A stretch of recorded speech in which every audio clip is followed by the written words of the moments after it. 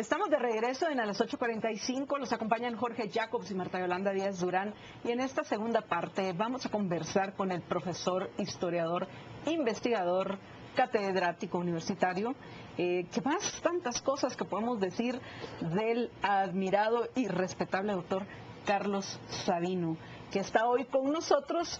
Cosa interesante, porque lo vamos a unir con la discusión que teníamos en el segmento anterior sobre el tema de seguridad y justicia, porque curiosamente eso, Carlos, es parte de lo que descubriste en tu investigación sobre los tiempos de Jorge Ubico, el más reciente libro de Carlos Sabino, que va a ser presentado, por cierto, mañana a partir de las 6:30 de la tarde en el Auditorio Luis Cardosa y Aragón de la Embajada de México.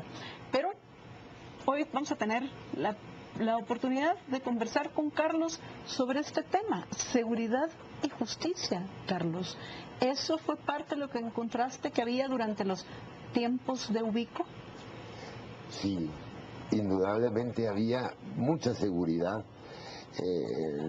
La situación no era la misma que ahora en materia de inseguridad, maras, narcotráfico, no había ni antes ni durante, pero realmente Ubico logró bajar el índice de homicidios por 100.000 habitantes, que ahora estamos hablando que estaba en 40 y tantos, bajó a 40, 35, subió.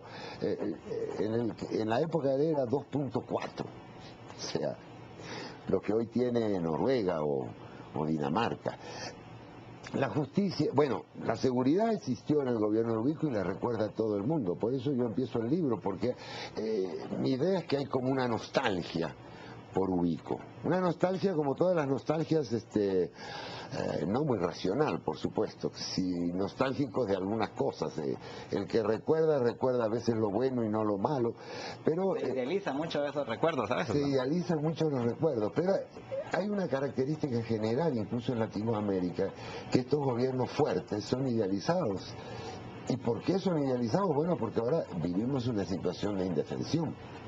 La verdad, si con esas tasas de homicidio 20 o 30 veces, 20 veces superiores, bueno, pues algo diferente ha pasado y uno lo puede ver, linchamiento, gente que se toma la justicia por sus manos, carencia de Estado en muchos sentidos. O sea que en tiempos de Ubico eso no pasaba.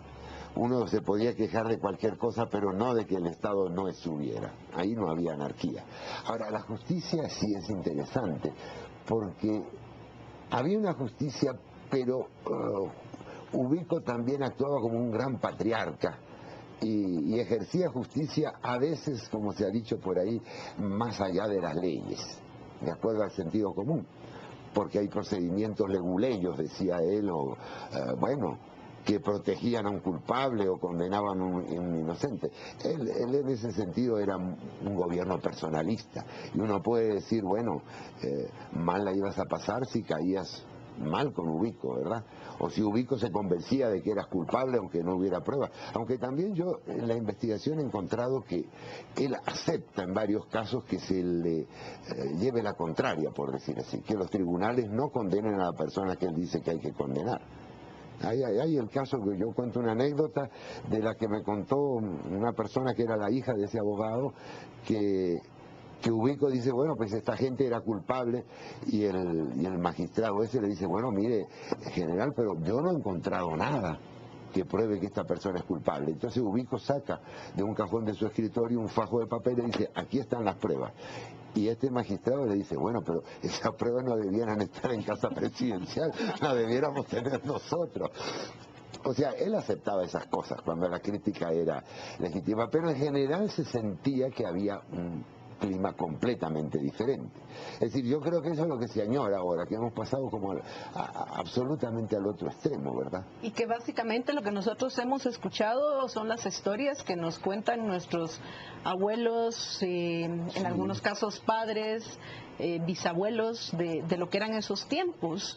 Y como bien explicabas, dentro de la inseguridad y el sistema de injusticia que realmente hay hoy en países como el nuestro, es lógico que se tienda a idealizar un tiempo que ni siquiera nosotros realmente vivimos. Lo podemos conocer a partir de la evidencia, como tú lo estás presentando en tu más reciente libro, Carlos. Pero me llama la atención que después del éxito que tuvo Guatemala, la historia silenciada, que en mi opinión es un libro que deberíamos de leer todos los guatemaltecos para realmente conocer qué pasó en nuestro país entre 1944 y 1989, y sobre todo con las discusiones recientes que tienen que ver con el conflicto armado interno.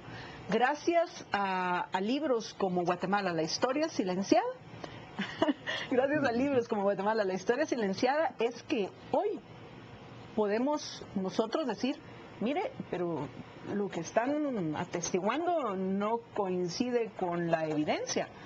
¿Por qué? ¿Qué está pasando en nuestro país?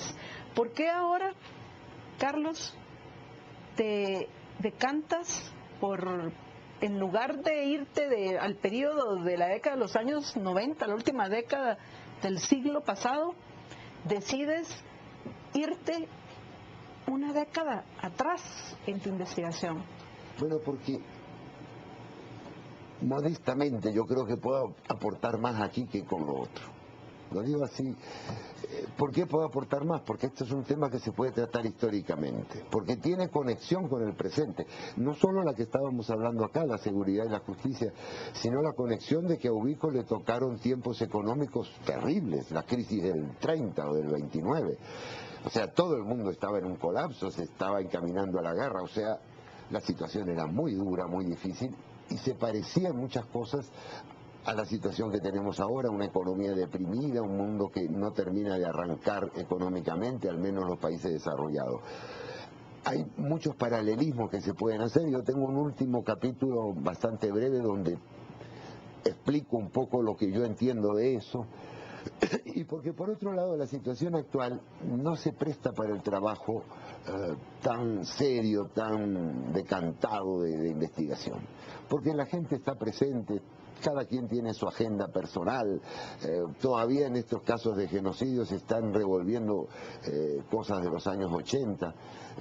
Yo creo, y eso... Son tiempos muy cercanos. Muy cercanos, todos los personajes no solo están vivos, ese no es el punto fundamental, están haciendo política o están aspirando a hacer política o tienen una agenda personal o tienen negocios. Entonces yo no quise meterme en eso porque creo que no lo iba a poder entender tan bien como esto.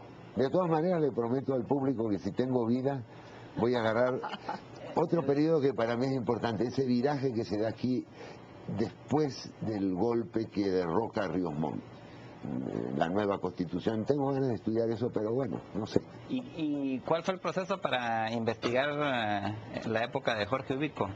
Bueno, mira, el proceso fue más o menos como lo hago yo normalmente. Primero, tomar la bibliografía básica. Lamentablemente aquí hay poca bibliografía seria sobre Ubico, hay muchos relatos de anécdotas, de chismes, de cuentos y de historias y mitos, pero así, libros de historia, prácticamente el único que hay así sistemático es el de Griff, Kenneth Griff, un norteamericano que no tenía mayor cosa que ver, y es un muy buen libro. Bueno, primero leer toda esa bibliografía que existe. Luego empezar a buscar contradicciones y vacíos, que hay muchos. Generalmente uno va a hemeroteca, busca los diarios de la época. Aquí yo tengo fotos incluso de portadas de la época, a ver si siempre es difícil encontrar alguna así rápido, pero bueno, de diversos sucesos importantes que hubo durante la época del general Ubico.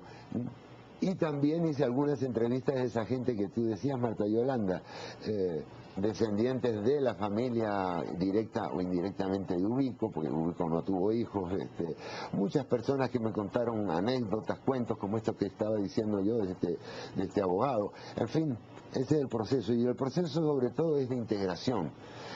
Te voy a decir la verdad, Jorge, a mí lo que más me costó es cómo enlazar el capítulo sobre el contexto en Guatemala y el mundo, cómo enlazar ese contexto con lo que estaba sucediendo acá.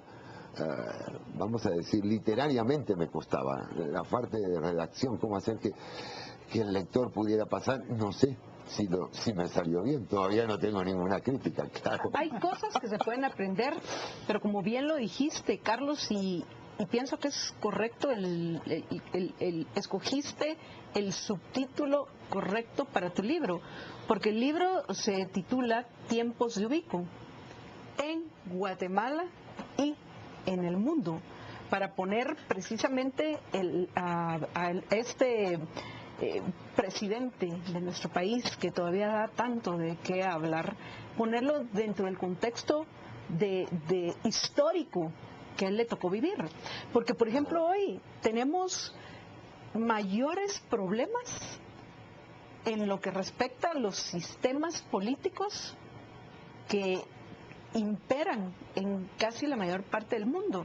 Y me refiero que precisamente entre los años 30, 40 y 50, en 1944, Guatemala lo adopta, se pone de moda el Estado benefactor mercantilista, lo que le amplía el poder de los gobiernos, un sistema que las constituciones han replicado en nuestro país, Carlos.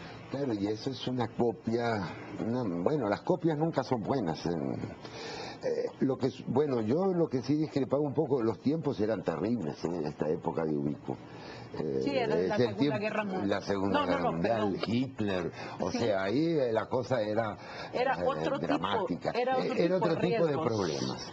Lo que tenemos ahora son gobiernos que, a pesar de que no son presidencialistas o personalistas, como el caso de Jorge Ubico, son gobiernos con muchísimo poder, que es lo que les ha dado precisamente esos estados benefactores. Una cosa que me parece muy interesante, y dentro de la discusión del aumento de la deuda en Guatemala, es el hecho de que quisiera que le contaras a nuestros televidentes de con cuánto dinero y cuánto de deudas recibió el gobierno Ubico y cómo entregó el poder, porque recuerden que a Jorge Ubico no le dieron el golpe de estado del 20 de octubre, él renunció.